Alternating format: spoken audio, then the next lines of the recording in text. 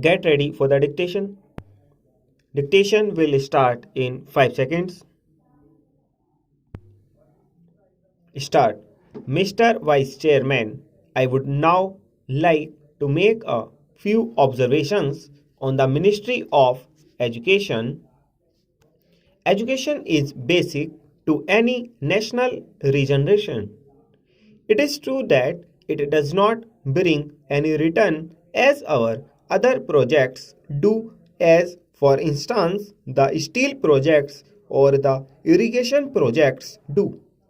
But this is the investment that is designed to help building up of the human material. It is agreed that education has expanded after independence and during the plan periods. But it is a matter for concern that the content of education has not been equal to our expectations. Even today, we are engaged in experimenting with all types of education from the basic stage up to the university level.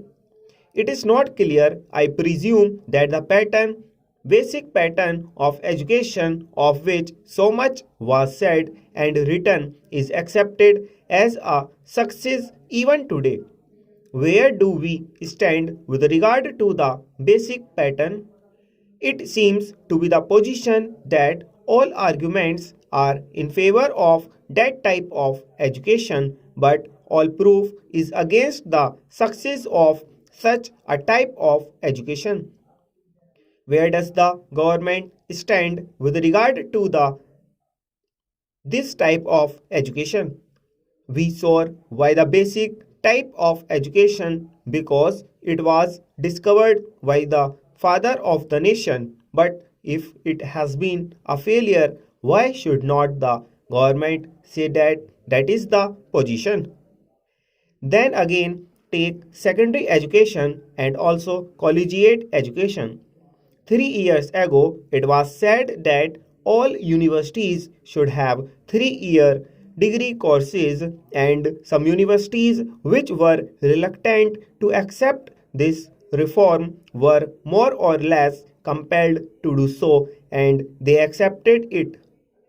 Now, certain universities find that this scheme is not working satisfactorily and they feel that they should have a 2-year course in the college before students could enter the degree course.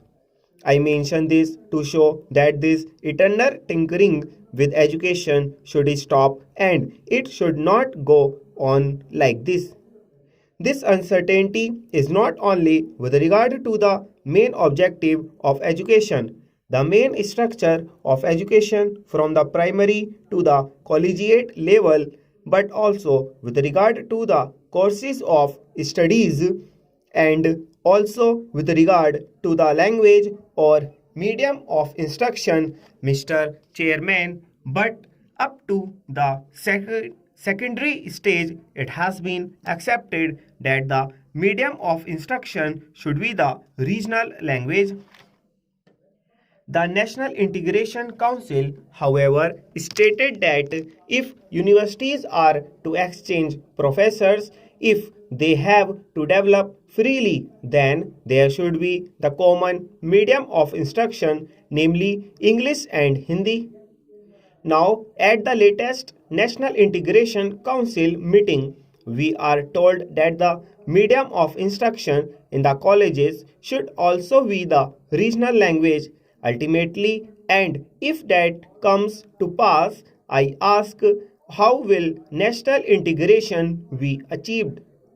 It is permissible to envisage a stage if the scheme of the National Integration Council is implemented where different universities will have different media of instruction, and the men that will be drawn from these universities will have to man the judiciary of the land and the all India services, but they will not be able to serve in a state other than the one in which they were educated.